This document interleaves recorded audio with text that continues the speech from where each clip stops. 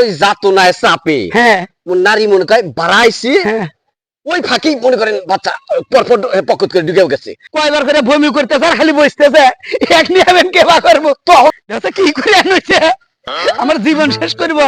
হ্যাঁ আবার বসে ও নাচতে দেখে গার্ম আরাম দাদি। হ্যাঁ এবি এক জায়গায় নাকুত করে বসস কি করে আনছে।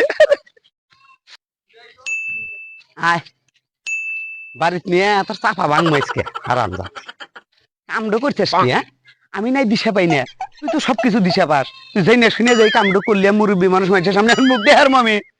আর ওই জামাই জামাই যে কামড়ো করছে জামাই আর ঘটক দুইজন খুমুস্তা শিক্ষা দুমাইসকে আরাম যাতে কি করে আনছে। আমার তো পেটের মধ্যে টিমার রয়েছে। হ্যাঁ আমি যে হসপিটালে এনে চিকিৎসা করে দিই যে বাচ্চা হবো দুইটা আমার ইজ্জত থাকে। আমার ইজ্জত কি করে একবার ওই জামার জীবন শেষ করবো। হারাম দাদা কয় যে নারী নাই, নারী ছাড়া আমি এনে দিলাম। আর এক বছর যাইতে না যাইতে দুইটা একবার হান্দাইছে পেটের মধ্যে আমার রুশ নাই দেখছা মানে বাইক নয়কে। আর কয় যে নারী নারী কাটিয়ে দিছে, নারী মানে ঘুরা দিছিল ওই চাপে মাপে মানে নারী বাড়াইছে। আইনু শরীরে জামার বাইক যামু বাইক মাইক যাওয়া নাই। ও কি করছে ও আজকে জন্মের শিক্ষা দেবো আর ঘটক ঘোষণ শিক্ষা দেবো। আর আমি বুড়া বয়স আবার ইজ্জত খাইবো।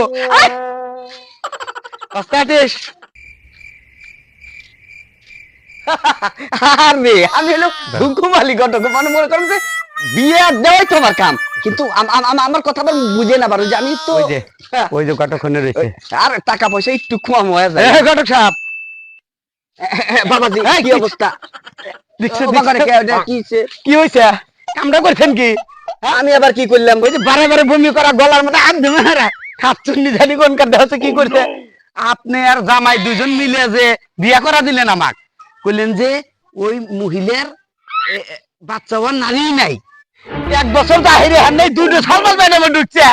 আমি তো জানি যে ওই নারী কাইটে দিছিল। হ্যাঁ আমার মনে হয় না নারী মনে হয় কাটছিল এরকম কিছু মনে, আমার মনে উল্টা দিছিল। হ্যাঁ উল্টা দিছে মনে করে যে ওই যাতনায় চাপে হ্যাঁ নারী মনে করে বাড়াইছি ওই ফাঁকি মনে করেন বাচ্চা পরপর পকেট করে ঢুকেও গেছে। পকেট করে ঢুকে গেলে কি আমার ধান জানে বেসতেছে না, আমি দিছি মিয়া মিয়া আমার নাতি পুতি হয়ে গেছে। এই বয়সে যদি আমার সাল পাস হয় আমি বয়সের সামনে মুখ দেবো হলেন বাবাজি বাচ্চা কাছে ভালো খবর, জবজ বাচ্চা সুখবর। সুখবর উমরা আমার মেয়ের সাল পাল হইতেছে। এই সময় কি আমার সাল পাল হইলে মাইসের সামনে মুখ দিয়ে হারমো? আর এর এবি শরীর চলে না, দুনিয়ার যত হার দুব্বাল মানুষ আমায় কাইনা দিচ্ছেন হ্যাঁ এবি শরীর চলে নাই যে কয়বার করে বমি করতেছে আর খালি বসতেছে এক নিয়ে কেবা করবো। তখন তো দেখলাম খুশিতে আত্মহারা বউ পাই এখন আমাকে চেনেন না, জামাই চেনেন না, ঘটক চেনেন না, নিয়ে ধারে ঢুকে গেলেন। এই যে যত কথাই কন আমি এই বউ নিয়ে জামাইয়ের কাছে ফেরত দিয়ে আসমু, ও নাই পেট আগলা করে দিব আর না হলে বউ বাচ্চাটা দিব আমি। আচ্ছা বাবাজি শোনেন, এই বয়সে তিনজন মেয়ের চাপ নেওয়া সম্ভব না, একবারে দুইটা ঢুকছে।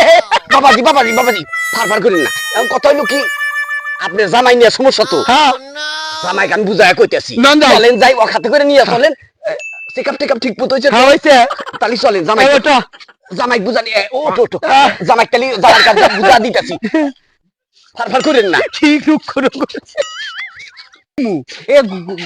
ঘটক মশাই আম্মা আপনি আম্মা ভালো আছেন?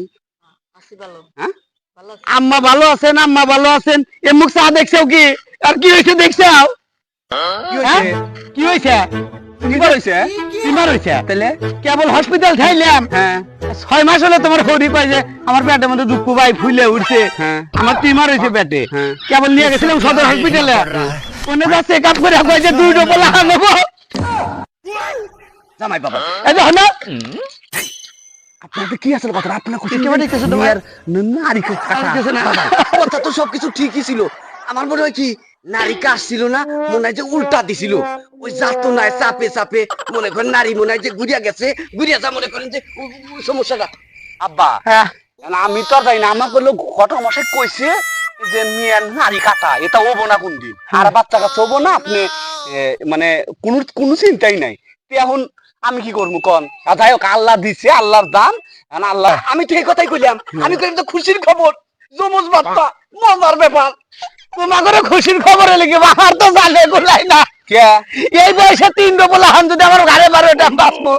আচ্ছা এখন আল্লাহ দিছে আপনারা কোনো কিছুই করেন নাই। তুমি যে কইলে যে এ মেয়ের নারী কাটা, হে নারী কাটা মহিলার ফাল ভালো হয়ে গেল করে।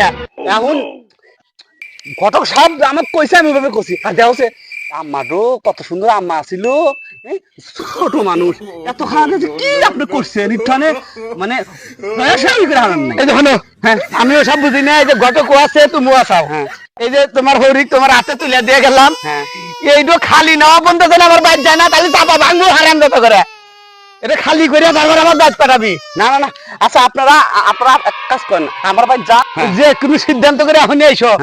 এই যে খালি বমি করতেছে, কেউ ডাকতেছে তোমার?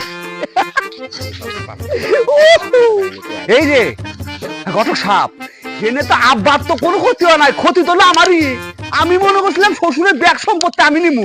আরে জামাই বাবা এখন তো আবার যে এই বয়সে আব্বা বিয়ে করবো না, আমি তো জোর করে বিয়ে করাইলাম যে সয় সম্পত্তি আছে। আব্বা তো কইলই যে তুমি যে বিয়ে করার ব্যাপার তো বাচ্চা কাচ্চা, আমি তো কছি না বাচ্চা কাচ্চা হবো না, মিয়ারি কাটা নারী কাটা। এখন যে দুটো হইলো তাহলে তো সম্পত্তি আমারই ভাগে গেল, কমে এলো। আরে বাবাজি খালি সম্পত্তির দিকেই তাকাইলে বাবাজি একটা জিনিস দেখো, তুমি তো এক বাপের এক বিয়া করছিলে, বাড়ির যায় একজন হালা নাই একজন হালি নাই, কত ফোনতে কথা হালা নেই হাই নেই হাসুরি আসলে আমি হাসুরি আনছি। আমি তোর ওই বাচ্চার আশায় তো আমি বিয়ে দিই নাই, বাচ্চাই তো লস। আচ্ছা শোনেন অতন কথা না, ওটা এখন কি নষ্ট মষ্ট কি করার কোনই আছে? বাবাজি তবা তবা বাবাজি তবা, আমার দ্বারা এই পাপ কাজ সম্ভব না।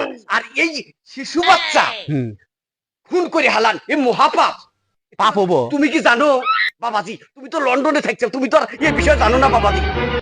মসিপুর গ্রামে এক ঘটনা ছিল, বুড়া বয়সে বিয়া করছে, বাচ্চা ছিল, ওই আগের সাওয়াল পাল না, ওই বাচ্চা মাই হালা ছিল। এখন তারা খুলে দেয় ওই জেলখানায়।